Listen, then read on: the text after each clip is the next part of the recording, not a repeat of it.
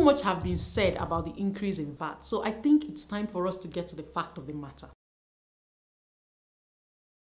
Of course, we all know the government have been looking for money. In case you've not noticed, maybe you're too rich, you've not noticed, the cost of passports have increased. When you make an online transaction, you're charged. And of course, there's increase in banking transaction. And this is generally informed by the increase of fluctuations in the prices of crude oil around the world. So Nigeria suddenly finds itself at a place where it cannot rely on crude oil. So we're trying to look at revenue collection and taxation as a means whereby Nigerians can make money, just like other countries around the world do it.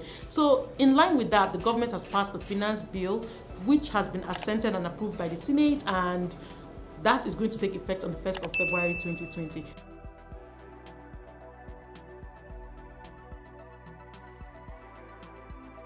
Okay, so let's assume I make body creams and this is my active ingredient. Actually, this is just shea butter, all right? So let's assume I go out as a manufacturer to buy shea butter or whatever else I need for my cream. The government is going to charge me a VAT of 7.5% on this. So that means when I want to sell my cream to the consumer, I must add my VAT of 7.5% so that I can make profit, So in summary, VAT is an indirect form of tax that the government charges the businesses, which in turn charges back to the consumer. So it's consumption tax basically, So anytime you hear VAT has increased, that means things that we buy in the market is actually going to increase. The cost of goods is going to increase.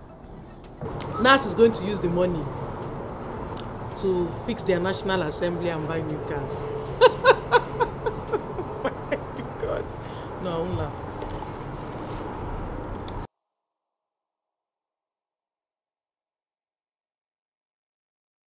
So even though the government have said that yes, they are going to make VAT exempt from food items that will affect the poor, medical supplies, school fees, sanitary towel, food, and all of that, it's still not going to, there is still going to be some pain felt. There's still going to be marginal increase that will affect small businesses. I'll give you an example. Let's say Mama Okeke owns a restaurant, a small restaurant where she sells, all these rice and beans, that sells like, street food that people like to eat.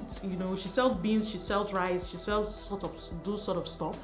Now, there's a marginal increase in the cost of serviette, there's a marginal increase in the cost of toothpick, there is increase in food items like processed food, like sachet tomato, like Maggi. There is increase in the cost of omo that she's going to use and wash. There is increase in the NEPA bill that she's going to use and take care of the food in her fridge and cool her drinks and all of that. So there is just general marginal increase across all the items she's using in her shop. The result is that she has to increase the price of the food she's selling. So maybe if she was selling 50 naira per plate, she might just have to add 20 naira to be able to make her money back, because there has been marginal increase in other items related to the food that she cooks in her small restaurant. So generally, let's just say that people are not protected. And there is also another angle to this whole stuff. You know how Nigerians can abuse things, Imagine Mama Oke that has an ugu farm at the back of her house. She will just bump the price. Who is going to control the price changes and the price structure? People will bump the price for nothing and tell you, they don't add VAT. VAT don't increase. She'll tell you that, they add VAT for manure. So there's just going to be a general increase in the price of goods, and people will generally abuse it, and there's not going to be any system to control people from abusing this price increase. So the truth of the matter is that people are still not protected. You know what, I must split this video into two, so link in the description or right here to watch part 2 of this particular conversation, because I don't want you to go off on me. My name is Chizoba Adiola. Do subscribe, like, and share.